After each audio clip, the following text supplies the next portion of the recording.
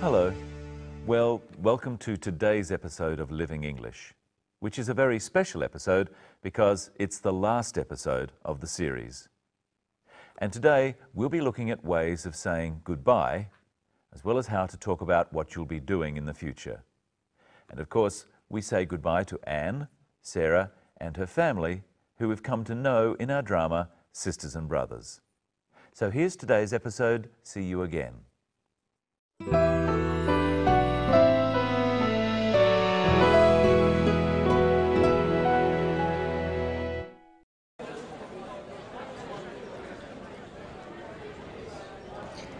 Well, I guess this is it.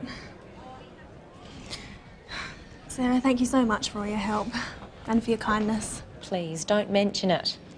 Well, thank you for trusting me to be your business partner. And my friend. I'll be thinking of you all the time. I wanted to thank you too, Sarah, for being so kind to my sister and looking after her so well. I'll be thinking of you too. Thank you. Oh, it was great to meet you. And you too, Rose. I hope everything goes well in Singapore. I'm looking forward to meeting David's parents. I hope they like me. I'm sure they will. I'll be expecting a postcard from you, Anne, so you better send me one. And I'll be waiting for a postcard too. I'll be counting the days until you come to Singapore. Attention please, this is the final call for Singapore Airlines flight SQ452 direct to Singapore. Could all passengers for this flight go immediately to gate lounge 3? Goodbye. See you soon. Goodbye. I'll see you soon. Oh, goodbye, Rose. Good luck. And you too, David. Bye. See ya. Bye. Wait! I found him! I found a brother! Well, another one.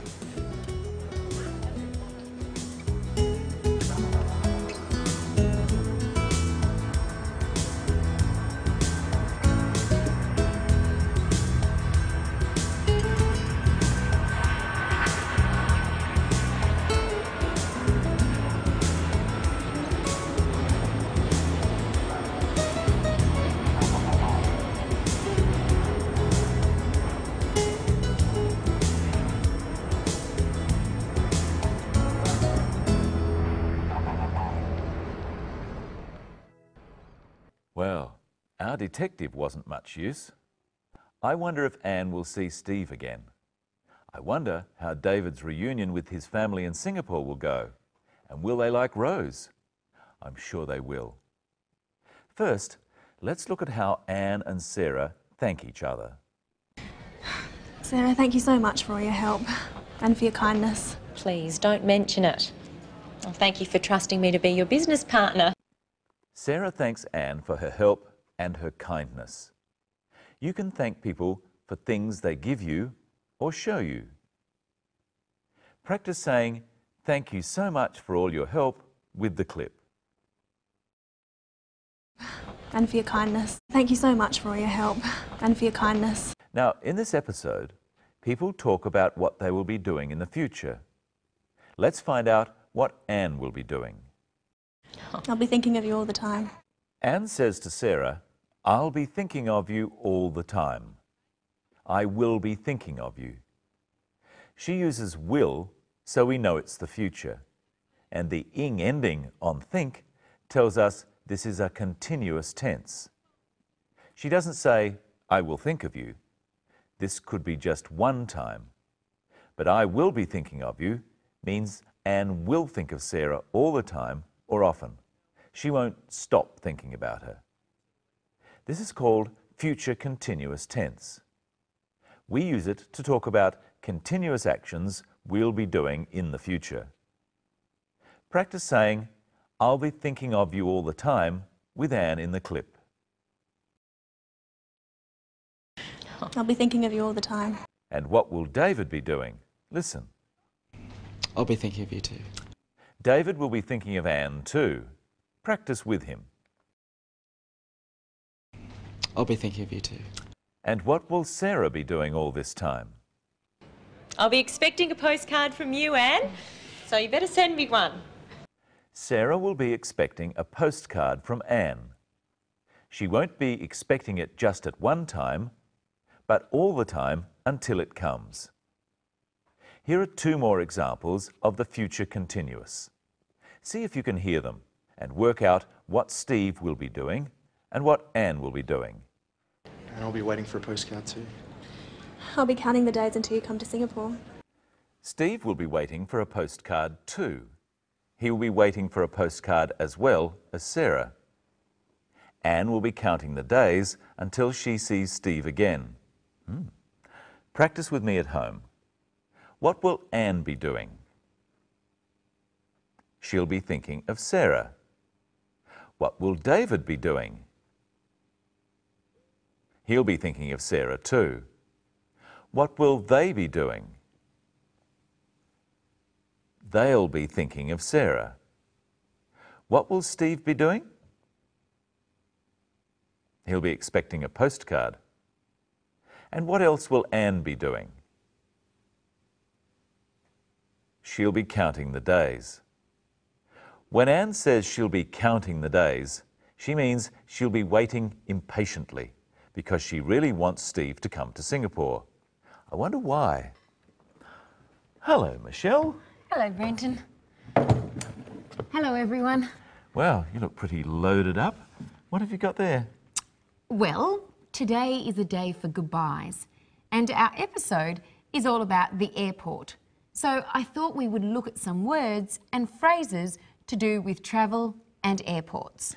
Airports can be confusing places. There are usually lots of signs, so you need to know what to look for. Let's have a look at some signs at airports.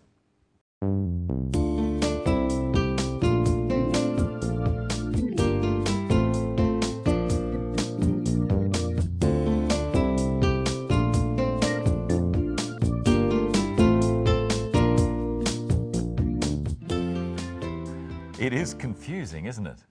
But luckily, the words we use are the same all over the world. So, Brenton, if you arrive at the airport, where do you go? Well, you have to check in. But first, you might have a choice between the domestic terminal and the international terminal. Right. A terminal is a place where transport leaves from and arrives. We can also talk about a bus terminal. Where does Anne leave from? Well, she leaves from the international terminal because she is going to another country. If she was travelling from one Australian city to another Australian city, she would go to the domestic terminal. And where do you go when you're inside the terminal? Well, you go to the check-in. If you need to buy a ticket, you would go to the ticket counter. To check in is to confirm that you have arrived. You also check in at a hotel, and when you leave, you check out. Anne already has a ticket. She has booked her ticket, so she doesn't need to buy one now. She has a booking or a reservation, but she still needs to check in her baggage or her luggage. She also has to get her seat allocation. This is a ticket telling her which seat on the plane she has. But she also needs to know some other things. What does she need to know?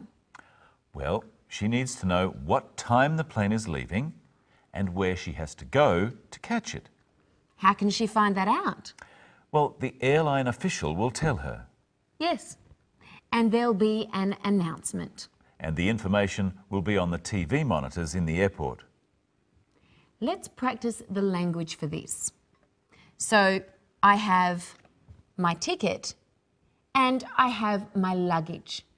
Put your bags on the scales, please. Now, where are you going? I'm going to Hong Kong. Let me check your ticket. And here's your boarding pass. What time is the flight leaving? It leaves at 11:25 from gate 7. It will be boarding in 10 minutes. So my bags can be bags, luggage, or baggage. My boarding pass tells me which seat to sit on in the plane. My plane is called my flight. Boarding, the plane is getting on it, and I do that at the gate or the gate lounge. Listen to the announcement in the story and see if you can hear the details about Anne's flight. and some new terms. Attention please, this is the final call for Singapore Airlines flight SQ452 direct to Singapore. Could all passengers for this flight go immediately to gate lounge 3? What did we find out about Anne's flight? The flight number, the destination, the number of the gate it is boarding from, and what time Anne has to board. Listen again. Attention please, this is the final call for Singapore Airlines flight SQ452 direct to Singapore. Could all passengers for this flight go immediately to gate lounge 3? So the flight number is SQ452. It's some letters and some numbers. The destination is Singapore. It's direct to Singapore. So it isn't stopping anywhere else. There are no stopovers. And it's departing or leaving from gate lounge 3. Or sometimes we could just say gate 3. And when is it leaving? Immediately, straight away. Anne had better hurry. Yes, but first she has to finish saying goodbye. Let's look at how Anne and her friends say goodbye. Goodbye. See you soon. Goodbye. Goodbye. See you soon. Oh, goodbye, Rose. Good luck. And you too, David. Bye. See ya. Well, I guess they say goodbye. That seems to be the word. It depends a bit on how formal the occasion is and how long the person is going for. Anne is going for a long time, so they say goodbye. But if she was going for a short time, they might say bye or bye-bye or even ta-da. What's another way of saying goodbye? Goodbye. See you soon. Steve says, see you again soon. It's a way of saying that you will see that person again. It's not goodbye forever. You can say, see you again, or see you soon, or see you later, or just see you. Or you can say, see you at a specific time. Practice at home with me. Tomorrow. See you tomorrow. Next week. See you next week. In a little while. See you in a little while. At 3 o'clock.